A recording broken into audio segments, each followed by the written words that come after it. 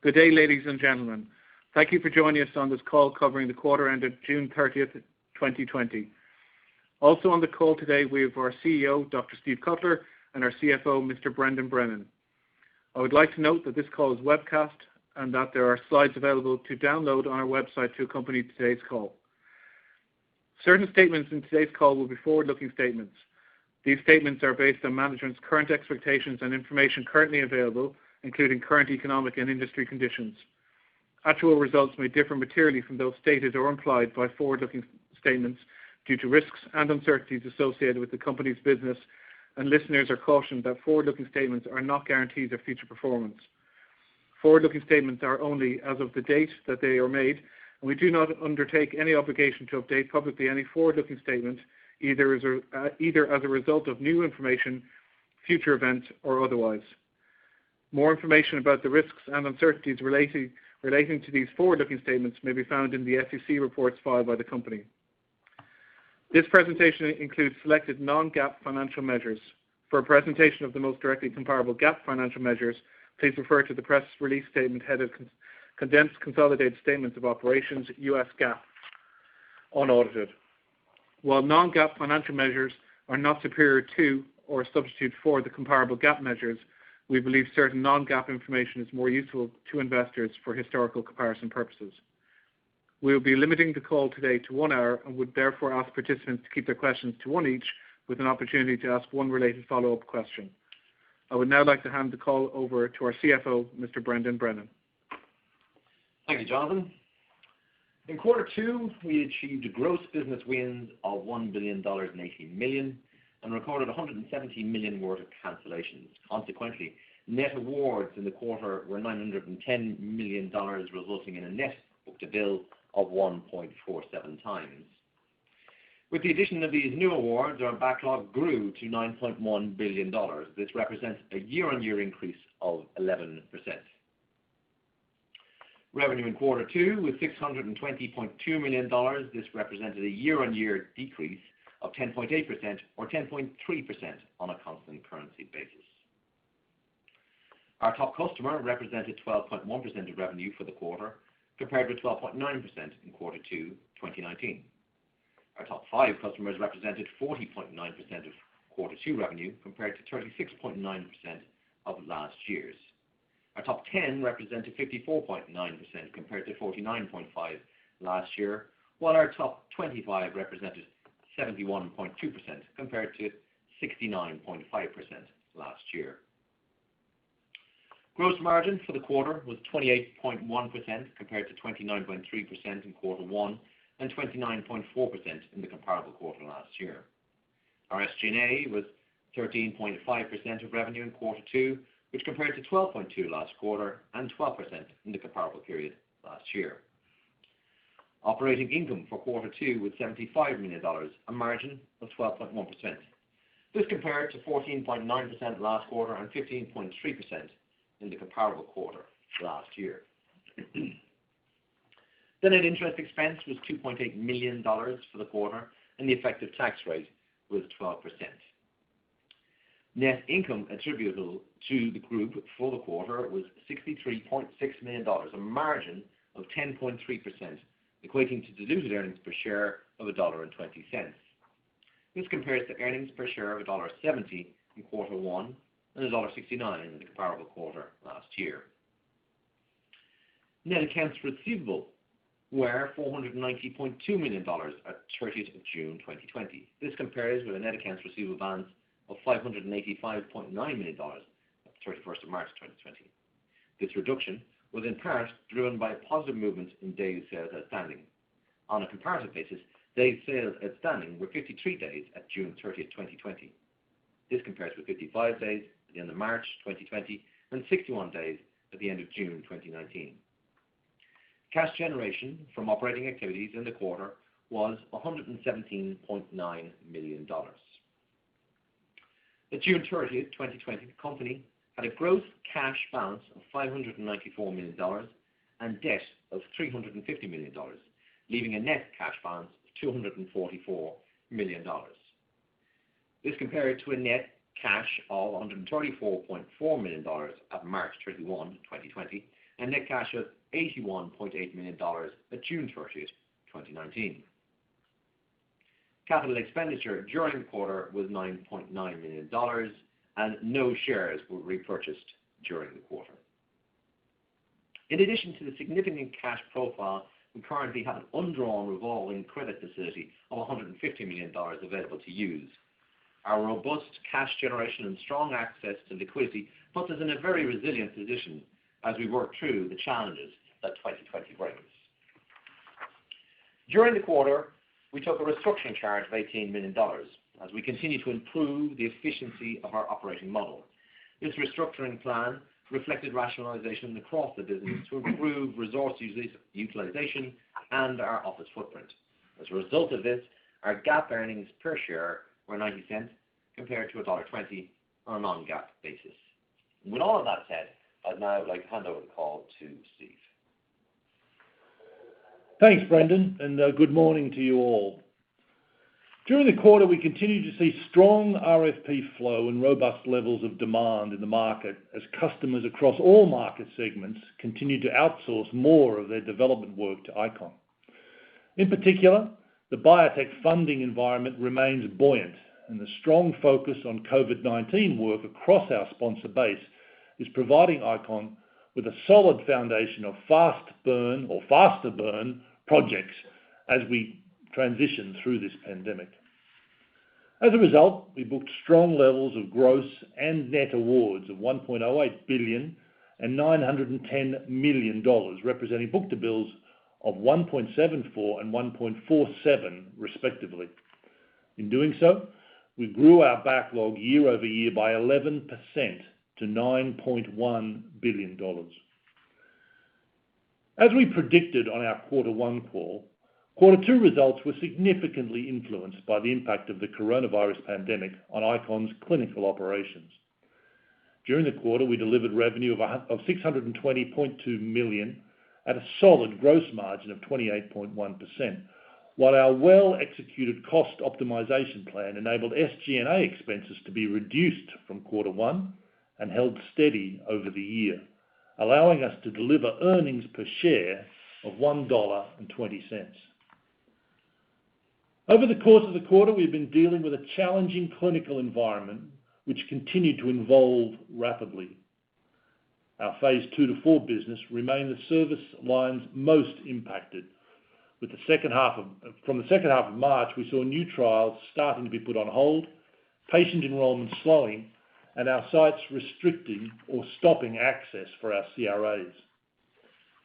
As the virus continued to spread, the effect worsened, with well over 70% of all sites impacted at its peak in late April and early May. Since that time, we have seen a recovery of between 2 and 4% per week in the number of sites reopening, with approximately 60% of sites currently impacted to some degree. We remain alert to the threat of a second wave in the fall, or indeed to a continuation and escalation of the first wave, as appears to be the case in the United States, where we have seen the pace of site reopening slow from 4% per week to 2% currently. Nevertheless, although a full recovery is likely to be delayed until early next year, it has not reversed the positive trend so far, and consequently the number of sites declining or delaying new studies due to COVID-19 is significantly reduced compared to what we saw during the peak. Encouragingly, site initiations have been particularly strong in recent weeks, mainly due to the large amount of COVID-related work we have won in recent months and the backlog of sites which were closed during the peak of the lockdown. In addition to those ongoing site dynamics, patient recruitment also remains a leading indicator of the pace at which clinical trials are recovering. At the peak of the pandemic in April, we saw an 80 to 90% reduction in patient enrollment compared to pre-COVID-19 levels.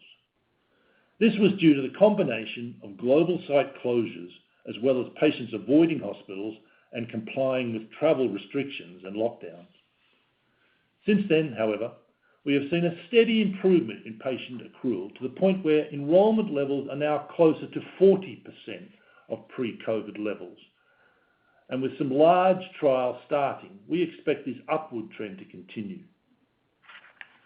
This improvement has been helped by our ability to leverage our at-home patient services delivered through our Symphony Clinical Research Group, which has seen an unprecedented surge in demand over the past 4 months. In addition, through ICLR, our global site network, we are able to provide a proven method to engage physicians and patients in clinical research programs. Our embedded staff have direct access to the site's database, which helps evaluate the patient population during the study feasibility phase, increasing enrolment and making clinical trial participation a much more efficient and enjoyable process for the physician. In the meantime, we continue to proactively review and implement alternative trial monitoring approaches with customers on a study-by-study basis, including remote and risk-based monitoring. This pandemic has driven an accelerated need for remote monitoring, and we've adapted quickly, increasing remote monitoring from only 5% of our visits in Q1 to almost 60% in Q2. However, significant impediments to remote monitoring as a total replacement of on-site monitoring can exist in some regions, particularly Europe. And in these cases, we have seen a steady return to on-site monitoring as sites reopen. Nevertheless, there is little doubt the pandemic will continue to be a significant catalyst for change in this space, and it is unlikely we will ever return to the pre-COVID days of exclusively on-site monitoring visits for some projects. With respect to our other service lines, in our central laboratories, sample volumes received into our facilities have improved, with the current reduction in activity at around 25% of normal levels relative to the 40% drop we saw in Q1, with continued progress expected as the COVID work ramps up. Further, our DOCS Functional Solutions business continues to perform very well, and we are expecting strong year-over-year revenue growth in that unit. As we outlined on our Q1 call, we made the difficult decision to implement immediate and proactive cost reduction measures to protect jobs, maintain our business performance, and ensure that we were ready to move quickly when business conditions improved later in the year. These ongoing initiatives included hiring freezes in certain business units, the removal of some contract staff, the reduction of non-labour variable spend in discretionary areas, and a temporary salary reduction for employees. These decisions were not taken lightly at the time and have since been under continuous review as part of our operational and financial forecasting process. In response to both the gradual improvement of global clinical trial activity and better visibility of the impact of COVID-19 on ICON's business for the remainder of 2020, we are pleased to announce that the measures related to staff salaries will be concluded at the end of August. I'd like to thank all of our employees for their resilience, flexibility, and understanding over the last 3 to 4 months. Our industry-leading balance sheet goes from strength to strength. We continue to make excellent progress, and this quarter we further reduced our DSO to 53 days, down from 61 days in the corresponding quarter last year. Consequently, at the end of Q2, we had a net positive cash balance of $244 million, which leaves us well placed to face any short-term pandemic challenges whilst positioning ourselves well for future M&A opportunities that may present.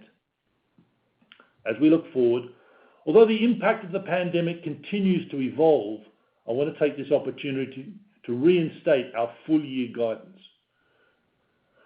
We expect 2020 revenue to be in the range of $2.65 billion to $2.75 billion and earnings per share to be in the range of $6 to $6.50. Before moving to Q&A, I'd like to thank the entire ICON team. Our focus remains protecting the safety and well-being of our employees and patients as we continue to deliver the important work we undertake on behalf of our customers. We feel we are fulfilling our vision and mission through the role we're playing in the search for vaccines and other treatments, against COVID-19. And I'm incredibly proud of our entire workforce, and I'd like to thank them for their tireless efforts and ongoing resilience during this unprecedented period. Thank you, everyone, and we're now ready for questions. Thank you, ladies and gentlemen. We will now begin the question and answer session. As a reminder, should you wish to ask a question, you will need to press star and the number 1 on your telephone and wait for it to be announced. Should you wish to cancel it, you may press the pound or hash key. Once again, it's star and 1 for question. Our first question comes from the line of Luke Sargot from Evercore. Sir, please go ahead. Line is now open. Thanks. Good morning and good afternoon, guys. So I guess this is more of an industry question. With all the vaccine trials, all the COVID work that you've been talking about, and patient recruitment has always been a major bottleneck within the industry, and all of that COVID work that's going. Do you guys think that there's enough patients out there for us to get a vaccine in the next, by early 21? Yeah, Luke and Steve, it's a good question. I'd split the trials into two parts. Treatment trials are one, and prophylactic vaccine trials are the other. I think in the treatment trials there is going to be a lot of competition within there. We tend to be within hospitals, and there'll be trials that will be competing for patients who actually have the infection and are needed to be treated. On the other side of it, on more the vaccine side of things, we're looking for relatively healthy people who obviously are potentially going to be exposed to the virus and looking to track those. So they're large scale, many thousands of patients, and we're obviously monitoring them. I think those trials will be easier to recruit. They won't be easy, but they'll be easier to recruit. Whereas the treatment trials, I think, will have a significant amount of competition. So I'd split it into two areas. The large scale ones, probably easier. The treatment ones a bit more difficult. But there is a lot of focus on obviously on this area in terms of regulatory startup and moving things along. So I do think these trials will burn faster than our normal sort of studies. Okay, and I guess more specific to you guys, where you're thinking about how growth will trend throughout the rest of the year. It looks like by your guidance, it's almost getting back to flat by the end of the fourth quarter. And then you look at the work that's being pushed out, all the COVID work that you're doing now, plus all the RFP and the contract work that you're signing to date that might start up in 21. Is there enough capacity for you guys to really make up all of the lost ground from 2020? Yeah, we certainly see our work ramping up in the second part of the year. As you mentioned, there is a fair bit of COVID work, and as the sites come back online, we see our studies coming back to normal. We're already seeing a significant uptick in our site initiations. Some of that is COVID, but it's not all COVID. So site initiations and getting studies moving again are starting. Randomizations, as I mentioned, are still down. Enrollment is still down. But we do see that coming back to a more normal level, probably realistically early in the year, Q1 next year. And we believe we can ramp up our resources appropriately. We haven't had any major reduction in force, so we have people ready to move, and we do believe we're going to be able to move that on and do the appropriate recruiting that we'll need to do in order to drive. To complete that work and to do those sort of numbers. Great, thanks. Thank you. The next question comes from the line of Bob Jones from Goldman Sachs. Please go ahead, Bob. The line is now open. Great, thank you. I guess just to follow up on the COVID questions, obviously a lot of focus there. Yeah, would you guys be willing to share what portion of the $910 million of bookings came from COVID-related work? And then as we think about what's in the pipeline, you guys obviously mentioned a very robust pipeline, as we think about 3Q, any context you could add as far as just how much incremental COVID work you're seeing that could potentially show up in awards for 3Q? Yeah, but we don't talk about sort of specific percentages, but it's reasonably substantial, certainly above the 20% mark in terms of the work from the current quarter in COVID. And so the pipeline is strong. The work has been coming in. We feel vaccine work is one of our core competencies. We feel we've won the awards for the best CRO in the vaccine space a number of times. We have some very good people in that area, and so we feel we're competitively advantaged in the vaccine space, and that I think seems to be playing through in some of these awards. I think going forward, we're still seeing a number of opportunities, both in the treatment and the vaccine prophylactic area coming through. So we expect that sort of level to continue in the short to medium term. Obviously, as the vaccines and the trials come to fruition and decisions are made, there'll probably be less work. But I don't think it's going to go away completely. I do expect to see work in this area continue for probably several years as the vaccines continue and they look to improve the various vaccines that I have no doubt will come through over the next 12 months or so. No, that's helpful. And then I guess maybe Brendan, just one on the margins. I noticed you mentioned excluding $18 million from restructuring charges. So curious about what the maybe gross dollar cost savings was related to that, and then more importantly, how much cost savings is there assumed in the guidance? It does seem like the margins, are implied to improve slightly throughout the back half relative to the first half. Yeah, Bob. There's probably for the remainder of this year, or the way we're looking at it over the course of this year, you're probably looking at something in the ballpark of the mid-single digits in terms of millions of dollars for cost savings from those initiatives as we see them coming through. I think your second part of your question was around the margin profile, the pickup in the back half. Is that correct? That's right. Yeah, it seems like it's implied to improve a bit. I was just curious how much of that was just leverage versus potential cost savings from these programs. I think it's those cost saving programs where just more as we look at the flexibility and optimizing and utilization of our headcount and our office footprint. So as we look to the back end of the year, and you've seen it in the guidance that we've reissued now, there obviously is implied revenue ramp, and that's really what will push the margin in the right direction as we maintain our good cost control in Q3 and Q4 certainly. But I think the biggest predominant piece will be seeing the continuing progress that we have done at site levels in terms of reopening and in terms of randomization of patients continuing in Q3 and Q4. And if we can see that, I think the revenue should be there to be able to drive the margin profile significantly. Okay, makes a lot of sense. Thank you. Thank you. Next question comes from the line of John Kosman. Please go ahead. The line is now open. Hi, good afternoon. Thank you very much for the questions.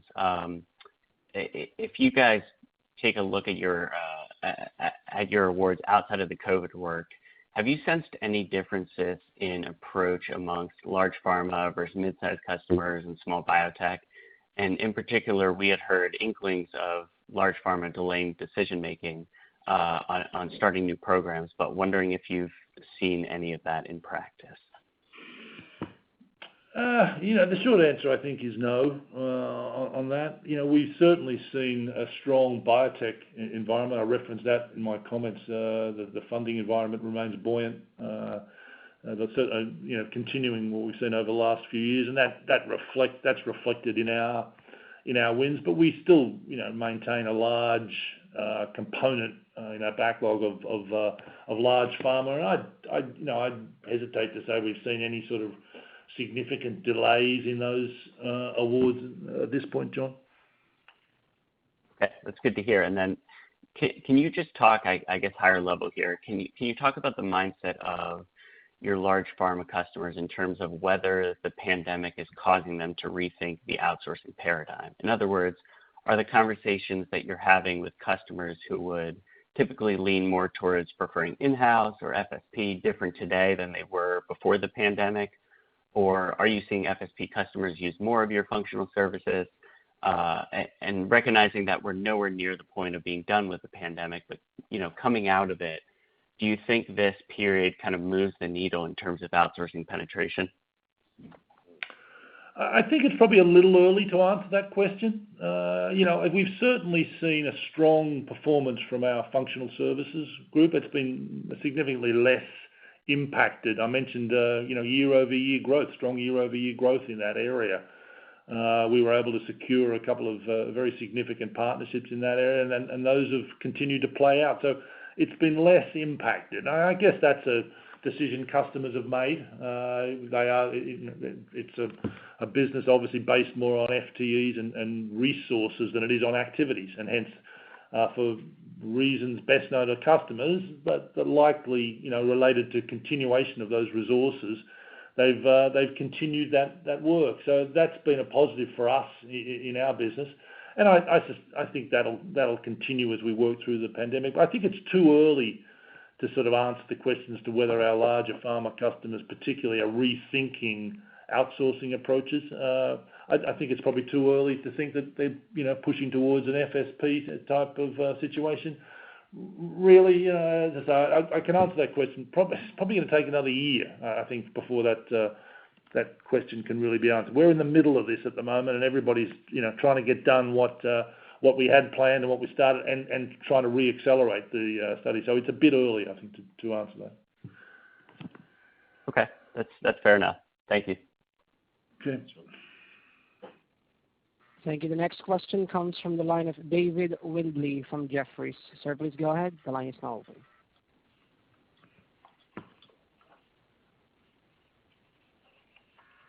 Can you check if you're on mute, David?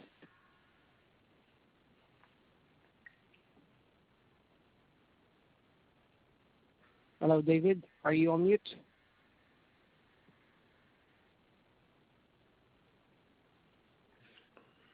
Dave Windley not saying anything. That's a new one. Okay, let's take the question of Jack Meehan from Nephron. Please go ahead, Jack. The line is now open. Thank you. And I appreciate the Irish pronunciation of Meehan. Steve, I was hoping you could just provide a little bit more color on the economics first, just a little bit more color on some of the work you might be doing related to COVID vaccines and what the economics might look like as some of these trials go from phase 2 to phase 3. We've heard some of this work might be discounted, but I was also curious why that might be the case if, we're trying to solve a global pandemic. Don't you want to put all the resources toward this that you would want to? Sure, Jack. I don't think I would call out any specific difference around the economics of the work. If anything, our customers have been pretty clear to us that they need these studies resourced and backup resource. So we've been asked to have contingency plans in place that they're happy to pay for. So I would certainly contest any assertion that things are being discounted. And if anything, we're being asked, as I say, to have contingency resources in place and have backup plans so that if anything happens, in terms of our staff or the site staff, that we are able there to step in and make sure these trials run on time and the data gets delivered. Our customers are very, very serious about solving this crisis and about getting these vaccines to market. I've been around this industry now for 20 or 30 years.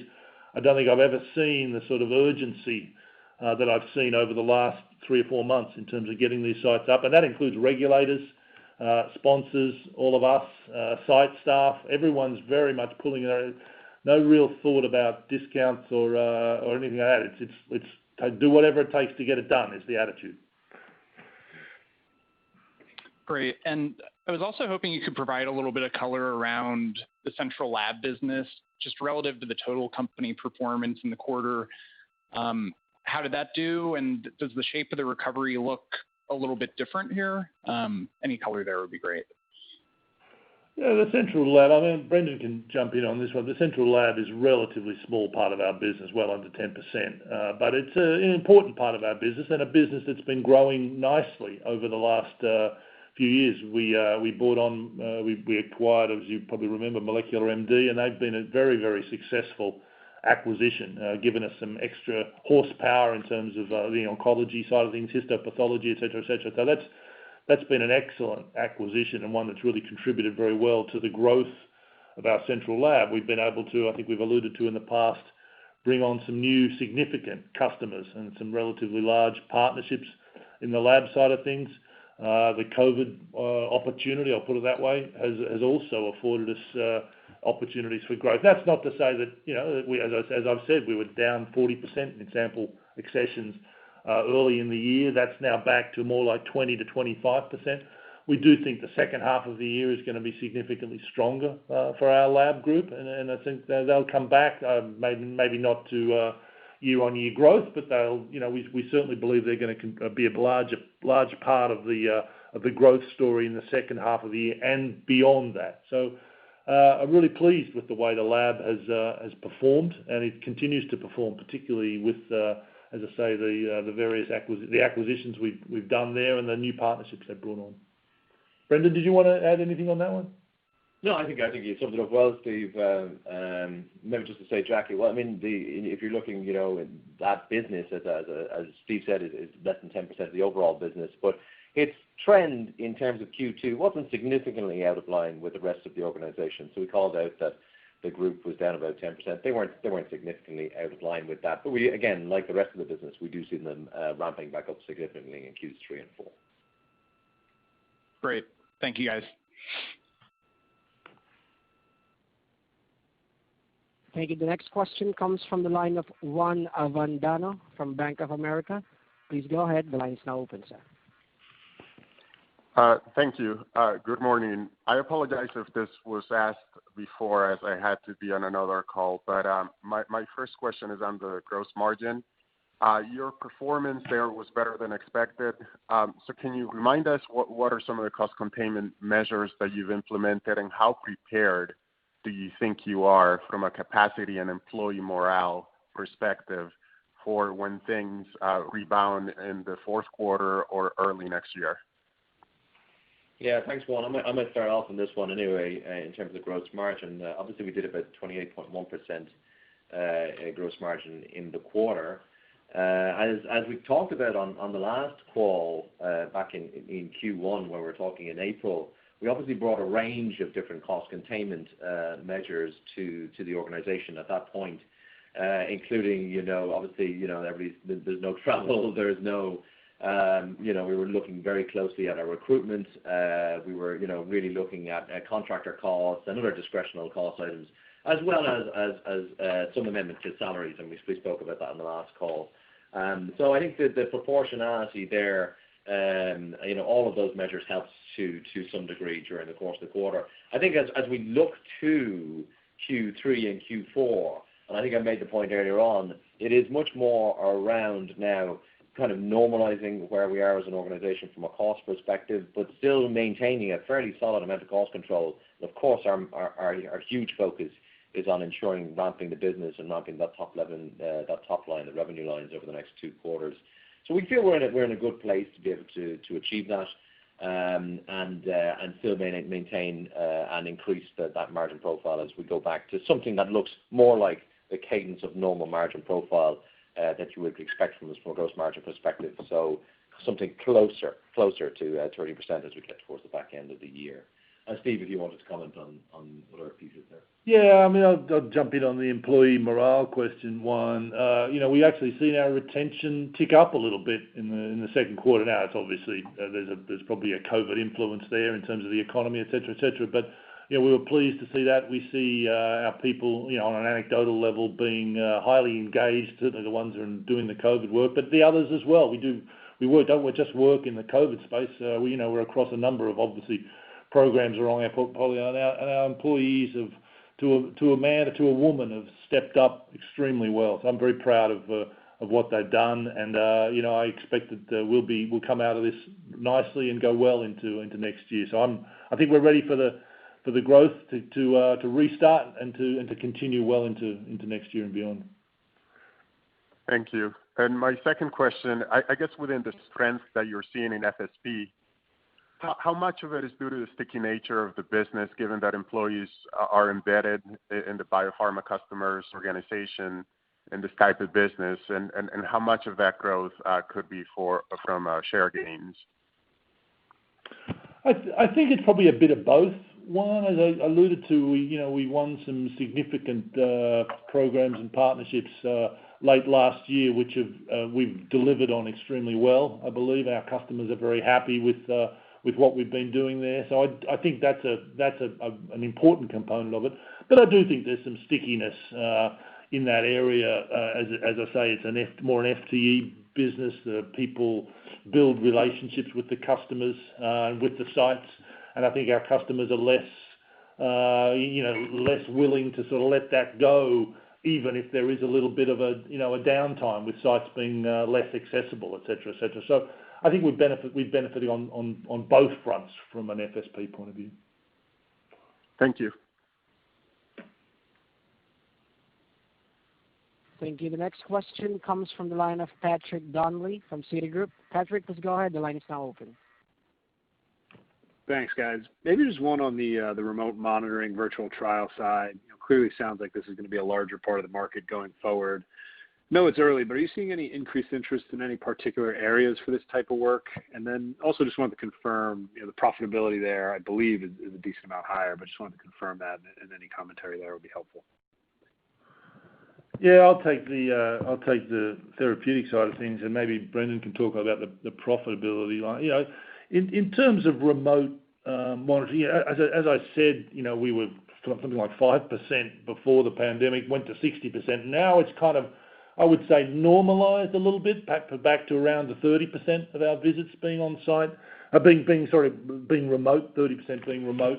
And so, it's moved around quite a bit. And in terms of the areas, we've typically seen this sort of work being in the more late phase areas, but I think the pandemic's really challenged us to work right across the therapeutic spectrum and right across the geographies. It gives us a significant amount of flexibility in terms of the whereabouts of the people who are doing that. I can have people sitting in Europe doing remote monitoring for sites in the US and vice versa, even in other parts of the world. So it does give us some real geographic flexibility. We've pushed ourselves, and I think the industry is pushing ourselves in terms of the access to sites. Obviously, you do need to have access to the electronic medical records, and there are various, as you all know, privacy and HIPAA related regulations, GDPR, that we have to fulfill there, and that's a very important part of it. And we've got to there's more work to do in that area. I think I'd hesitate to say that's all completely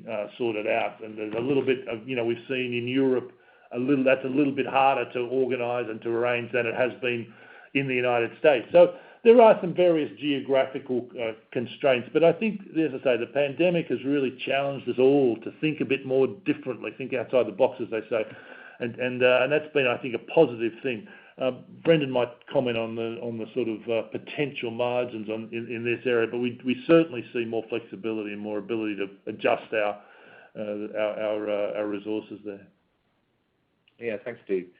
Patrick, it's an interesting model because obviously, there's the element of cost that goes back to the sponsor, be it that in relation to, for example, travel of CRAs is not there. So it is a more cost-efficient manner of doing those visits, if you like, than the traditional methodology. Now, no one trial, to Steve's point, will be completely remote. So there will always be some element of proportionality of possibly both elements of physical and remote.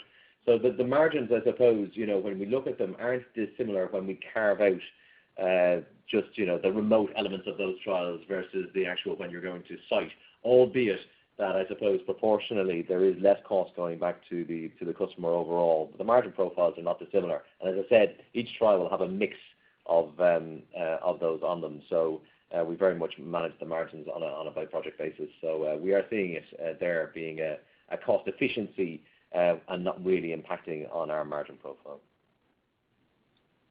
Okay, no, appreciate that. Maybe just a quick one on the guidance side. Certainly encouraging to see you guys put that back on, and sounds like delays are down and cancellations are down. Patient recruitment seems like it's stabilizing, and good to hear the upward trend is going to continue. I was just curious on your visibility, kind of sitting here today, how comfortable you are with kind of putting that guidance range back out there. Obviously, again, continues to be a lot of variables between the COVID recruitments and potential second waves. Just wondering, again, on your level of visibility compared to past quarters and how comfortable you are with that range. Yeah, well, it's certainly we don't have as much visibility or certainty as we had in past quarters. I think that's clear. However, we've certainly got a lot more visibility than we had, 2 or 3 months ago. So we do believe it's the right thing to do. We can see definite progress happening within our operational groups around as I say, site accessibility, site initiation starting to really ramp up get back almost to sort of normal levels. And recruitment enrollment starting, certainly moving in the right direction on a week-by-week basis. So on that basis, and we've been, we obviously look at these metrics pretty assiduously on a week-to-week, even day-to-day basis, and we've seen, it's not just a 1 or 2 week pattern. We've seen a consistent pattern of increased availability of sites over the last, 10 or so, certainly 8 weeks or so, from a pretty low base. And so on that basis, we do believe that we're, able to offer guidance in the spirit, and it's a relatively broad range, I suppose. But we do recognise that there's potential for some volatility in the market and in the clinical environment, given potential shutdowns. But even allowing for that, we believe we're able to offer in that range, and for it to be a realistic and a forthright set of figures there. Brendan, do you want to add in there?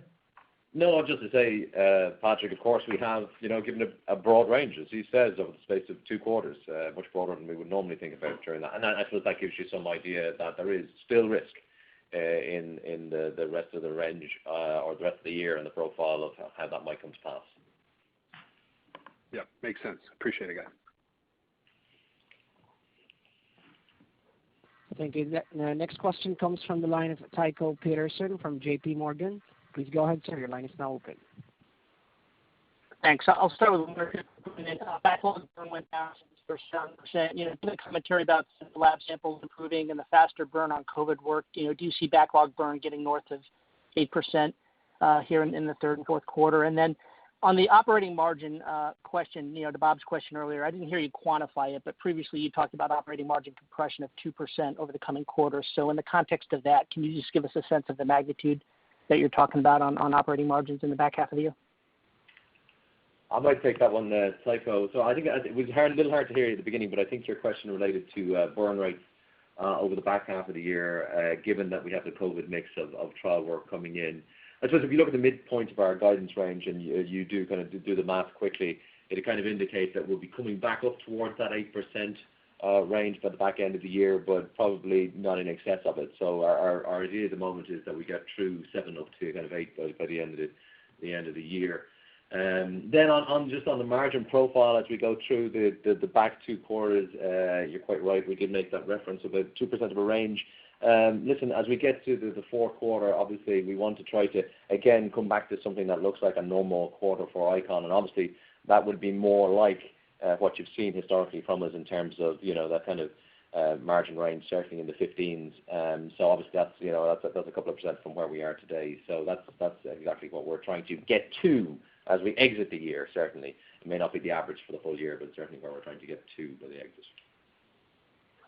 And then, Steve, I'm wondering if you can talk on share dynamics. One of your competitors yesterday was adamant that they're taking share in this environment. And as we think about the recovery, can you just talk to the extent you think you're picking up share here, and any commentary you can make around pricing in this environment as well?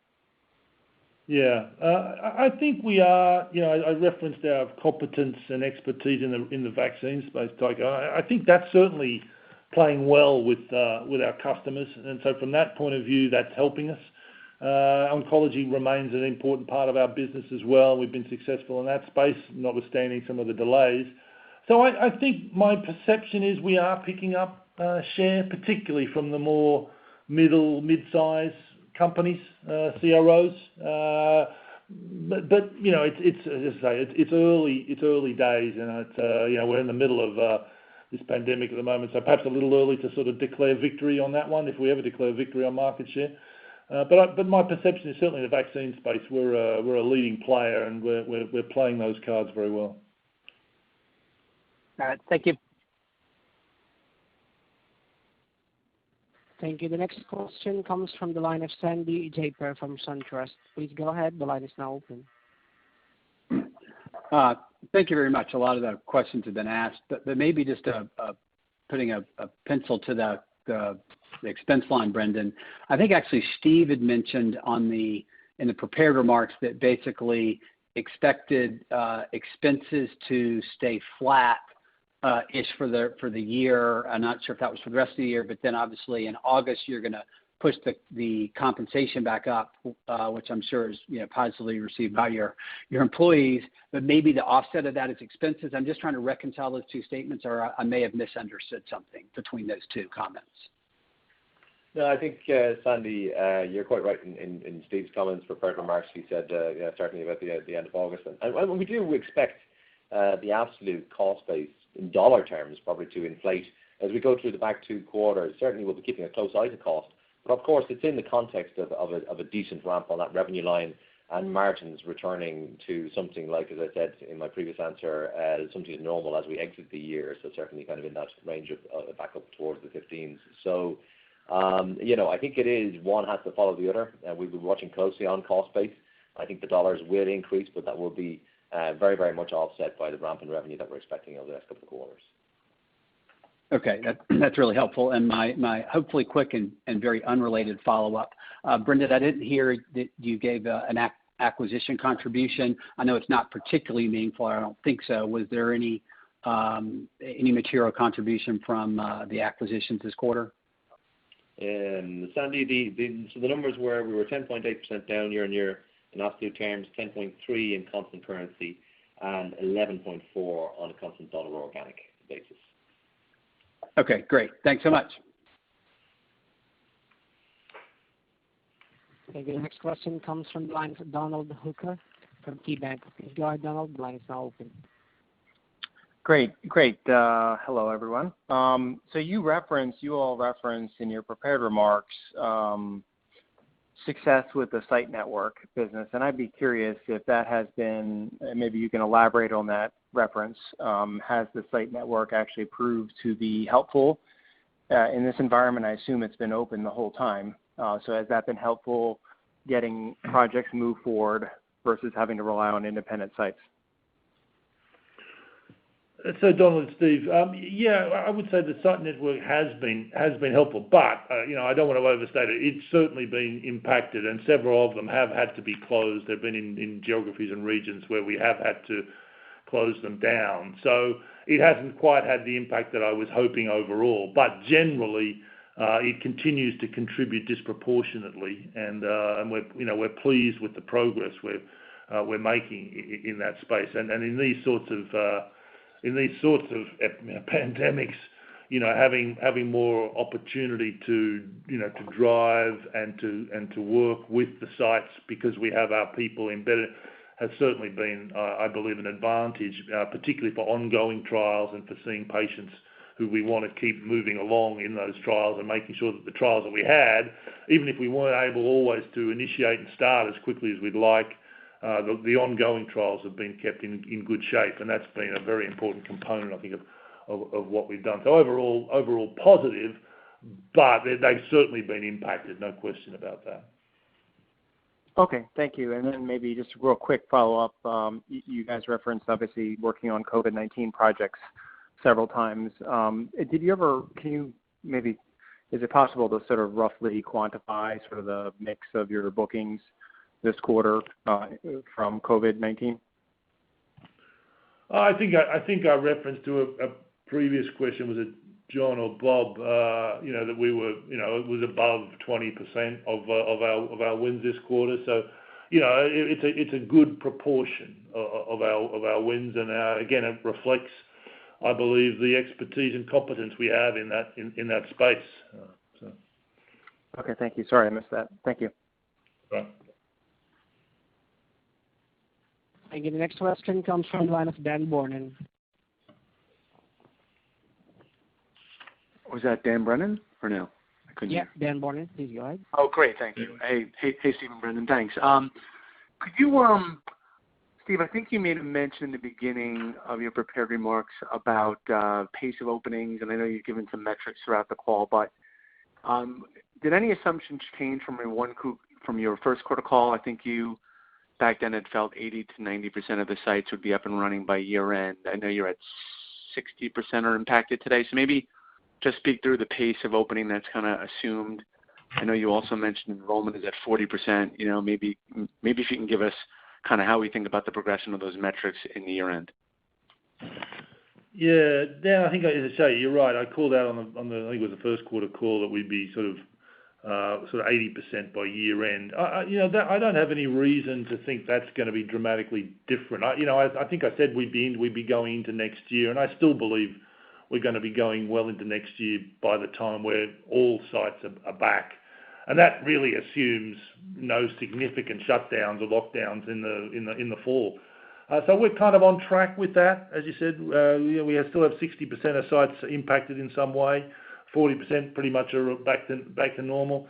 So the progress we're making would get us, I think, around the 80% by the fourth quarter. But we're going to be well into first quarter next year, and even perhaps into second quarter before we feel we're right back. And that's pretty much in line with, I think, what we've been planning and what we've been expecting.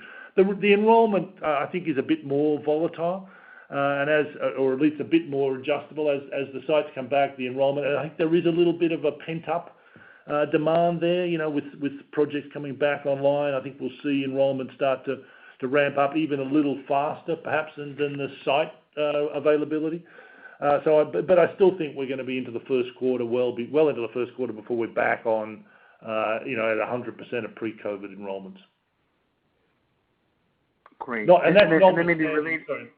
That's notwithstanding some bump we'll probably get from the vaccine enrollment. I think that will sort of cover a multitude of sins, if that makes sense, in the next couple of months, because there will be some significant enrollment, I think, in the third and fourth quarter around vaccines. But the underlying sort of ongoing, I think, will take into the first quarter. Sorry to drop in there.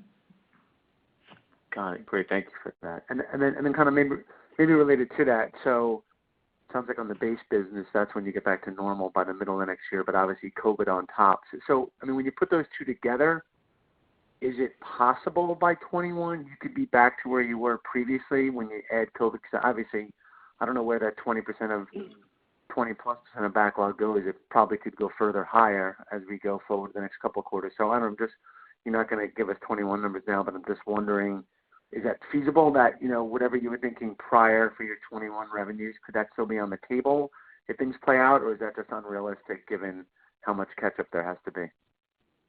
I'll have a crack at that, and then Brendan might jump in. I think whatever we were thinking prior is perhaps a bit of a stretch, Dan. I'm thinking at the moment of 2020 being a little bit of a lost year kind of thing, is the way I'm thinking. I hope to be proven wrong, and I hope that we'll move on, and 2021 will be better than what 2020 would have been, if that makes sense. And I expect that probably will be the case, but I'm not ready to declare victory on that one yet. 2020 has been a challenging year. I think we've still got some challenges to work through. And although we certainly see some light at the end of the tunnel and some optimism in terms of a reawakening and a reopening of the sites, there's plenty of risk out there that we have to be cognizant of and planning for. And the COVID work, I think, gives us some opportunity to, in the relatively short term, to move things along. But the underlying business also needs to move forward, and that's, I think that can still be impacted, obviously, by this pandemic and further lockdowns. Brendan, did you want to jump in?